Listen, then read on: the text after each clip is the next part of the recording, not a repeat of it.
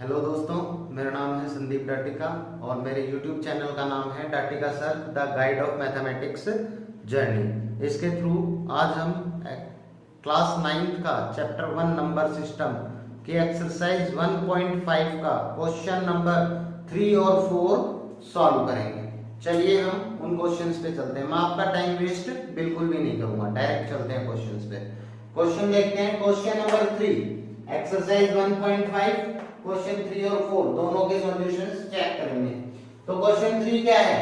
Recall pi is defined as the ratio of circumference C of a circle to its diameter D।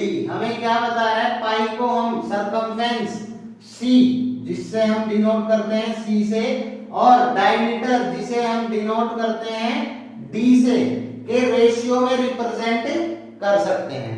लेकिन क्या चीज है? This seems to contradict the fact that pi is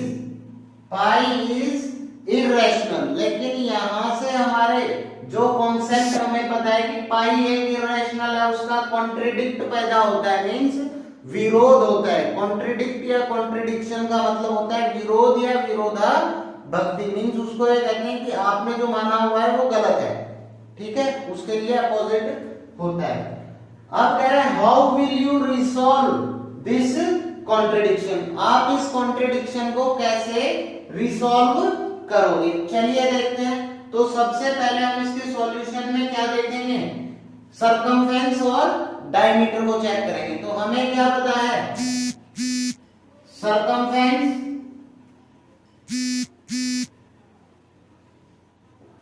equals to 2 pi R. यहां से हमने 2 pi are को represent कर दिया पाई इंटू 2 आर में और पाई इंटू 2 आर में। और 2 आर क्या होता है? Diameter of circle. तो क्या हो जाएगा? पाई डी की फॉर्म में। अब यहां से हम इसके रिप्रेजेंट करते हैं सी इक्वल्स टू पाई डी, और d को इधर ट्रांसफर कर दिया तो क्या बन जाएगा? c upon d equals to pi. यही तो हमें कह रहा है क्वेश्चन में कि पाई को हम सरकमफेरेंस और डायमीटर के रेशियो में रिप्रेजेंट कर सकते हैं, डिफाइन कर सकते हैं। लेकिन यहां से हमें पता है कि जब हम मेंसुरेशन में चलते हैं तो पाई की एक हम कांस्टेंट वैल्यू लेते हैं जो हमें 22/7 पता है। यहां से क्या लेंगे हम? क्या लेंगे? C upon D equals to 22/7।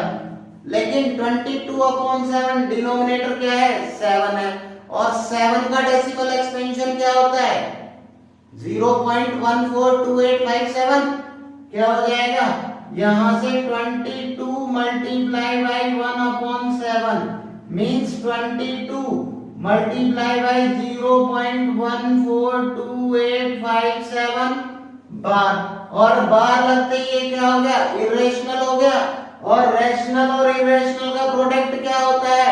Irrational. तो यहां से हमारे पास कैसा हो जाएगा? Pi equals to irrational. यही इसका कॉन्ट्रडिक्शन सॉल्व होता है कि हमें इसको सॉल्व करके दिखाना नहीं है। क्या कंडीशन हो गई? Rational multiply by irrational. Rational और इरेशनल का प्रोडक्ट क्या होता है? इरेशनल। तो यहां से हमें क्या पता चलता है? पाई इक्वल्स टू इरेशनल, या फिर हम कहें C upon D equals to pi equals to irrational. बाकी इसको शो करने की जरूरत नहीं है, हमें सिर्फ यही पूछा है कि पाई इरेशनल होता है। क्यों होता है? इनका प्रोडक्ट क्या हो जाएगा? इरेशनल होगा।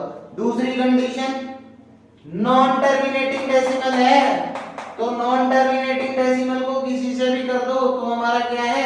इरेशनल ही होगा, जाहिर सी बात है। चलिए, तो इस तरह ये क्वेश्चन होगा। इसमें C और D को रिप्रेजेंट करने की कोई जरूरत नहीं है, ये रेशियो हमने शुरू में कर दिया है, बस मैंने आपको बताया है कि ये कैसे किया है हमने।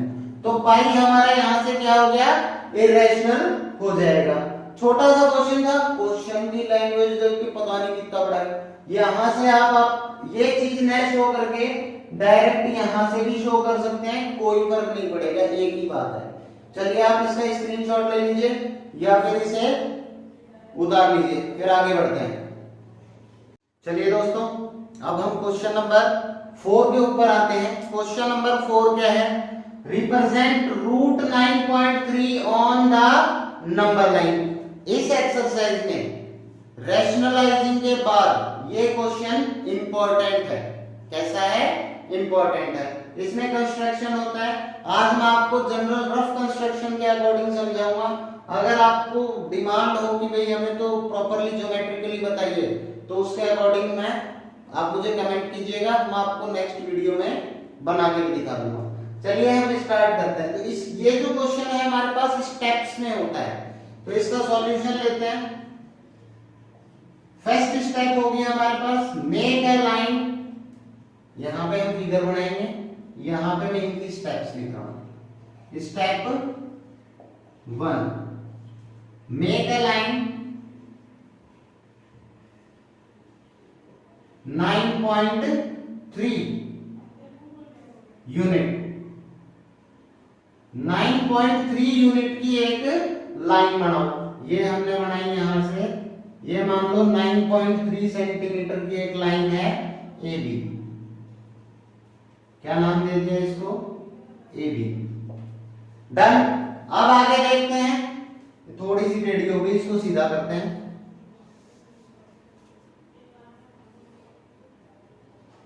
ए बी। अब यहां से स्टेप 2 है produce A B 1 unit. A B in A B at 1 A B 1 unit. A B 1 unit. Produce A B 1 unit at C. कहां तक? पॉइंट सी तक। ए बी को हम क्या करेंगे?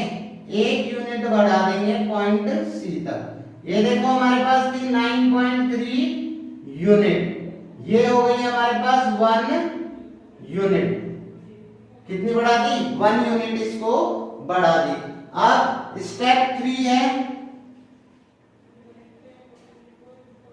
Make perpendicular bisector.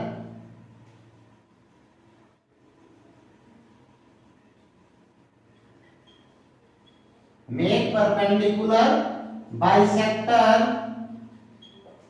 on AC.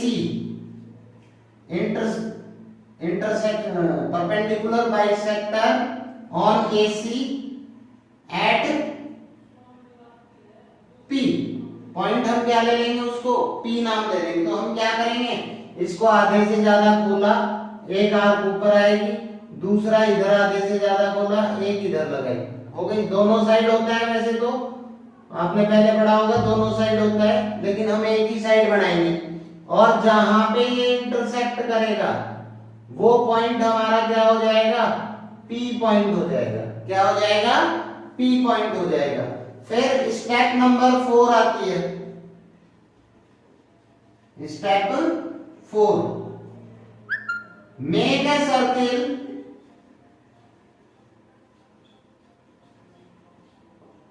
by as a center P and radius PA और PC, क्योंकि bisector point है सेंटर में होगा। PA या PC को रेडियस मानते हुए एक सर्किल बनाओ या सेमी सर्किल बनाओ। सर्किल से बेटर है सेमी सर्किल। क्या बनाएंगे? Semi circle. सेमी सर्किल बनाएंगे। तो यहां से हमने इसको रेडियस माना और ये हमने एक सेमी सर्किल बिल्ड कर दिया। डन। अब यहां पे हमें क्या करना है? अब हम क्या करेंगे? जो स्टेप 3 है उसे रिपीट करेंगे। स्टेप 3 को रिपीट करेंगे, बट पॉइंट क्या होगा अब हमारे पास? B। Step 5, make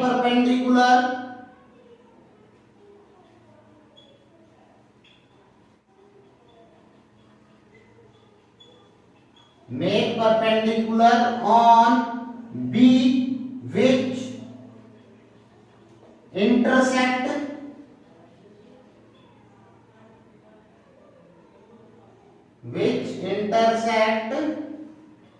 semicircle.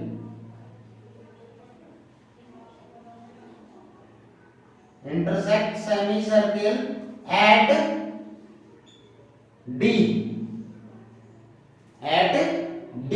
हम क्या करेंगे, यहां से एक परपेंडिकुलर बनाएंगे। तो परपेंडिकुलर कैसे बनाते हैं, कंपास खोला, एक सेमी सर्किल लगाया, यहां से यहां तक खोला, एक आर्क इधर, एक आर्क इधर, एक आर्क इस साइड, एक आर्क इस साइड, और इसको हम प्रोड्यूस कर देंगे इस इंटरसेक्शन से। अब ये जहां पे इसे सेमी सर्किल को इंटरसेक्ट करेगा उसे हम नाम देंगे डी पॉइंट। बस तो हो गया क्वेश्चन, यही तो है answer. BD equals to √9.3। BD equals to √9.3। अब यहां से हम देखेंगे आंसर हमारा यही आ गया। बट क्या है, कई बार कुछ टीचर्स हैं वो पढ़ाते हैं कि हम इसे आगे तक प्रोड्यूस करेंगे और BD को रेडियस मानते हुए एक हम क्या करेंगे, आर्क लगाएंगे। जहां ये आर्क इंटरसेक्ट करेगी वो पॉइंट हम ले लेते हैं M, और ये होगा 9.3 √9.3। बट हमने क्या देखा, ये रेडियस ली है तो BM और BD बराबर है, BM और BD बराबर है, तो हम BD को ही √9.3 मेजर कर लेंगे। BM करने की कोई खास रिक्वायरमेंट नहीं है, बट अगर आप करते हो तो भी करेक्ट होगा। तो ये था हमारा क्वेश्चन नंबर 4 एक्सरसाइज 1.5। चलिए आप उतार लीजिए या स्क्रीनशॉट ले लीजिए। चलिए दोस्तों, मैं इजीएस्ट वे में आपको कोशिश कर रहा हूं बताने की कि अपग्रेडेड मेथड्स जो हैं या अपग्रेडेड जो सिलेबस है हमारा, उसके अकॉर्डिंग हमें किस तरह से क्वेश्चंस को रिप्रेजेंट करना है। आशा करता हूं आप सभी को समझ में आया होगा। तो इसे लाइक, शेयर और सब्सक्राइब जरूर कीजिएगा, अपने और दोस्तों के साथ और रिलेटिव्स के साथ भी शेयर कीजिएगा। और अगर कोई कमी लगे आपको तो आप कमेंट सेक्शन में लिख सकते हो, या फिर आपकी कोई डिमांड है किसी टॉपिक, स्पेशल टॉपिक के लिए, तो आप मुझे कमेंट बॉक्स में लिखिए। मैं कोशिश करूंगा जल्दी से जल्दी उसका वीडियो अपलोड करूं। Thank you for watching my video. Please like, share and subscribe this video. Thank you.